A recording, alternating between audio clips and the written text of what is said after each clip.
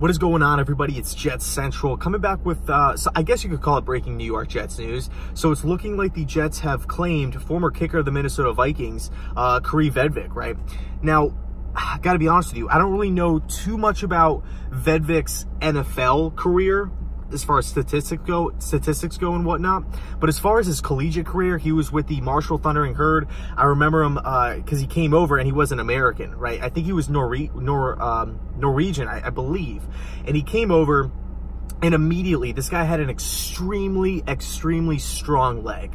He had, some accuracy issues. I remember he would kick it, because I watched a lot of Marshall Thundering Herd games, when he was there, and I remember he would always kick him out of bounds. He would always kick off out of bounds and stuff like that. But his leg strength is unmatched, right? He is an extremely powerful leg. One quick interesting note as well about Vedvik, which I really enjoyed at Marshall, and you see it a lot with collegiate or with college programs. They'll have a field goal kicker, and then they'll have a kickoff kicker. When they kick, when their team scores, what have you. Vedvik was actually all three. He kicked field goals, he was the kickoff kicker for Marshall, and then he was also the punter a few games. So he has an extremely powerful leg. He has some accuracy issues.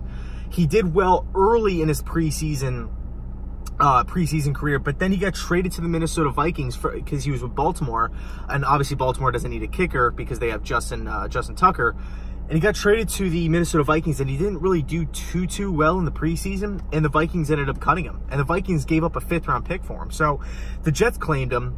We all know, I don't have to tell you guys, that we have kicking issues big time. Again, should have re-signed Jason Myers when we had the chance, Pro Bowl kicker last year. But it's water under the bridge. We can't sit here and cry over spilled milk, and it is what it is. So we signed Vedvik. Hopefully he's the answer. If not, we have to figure it out.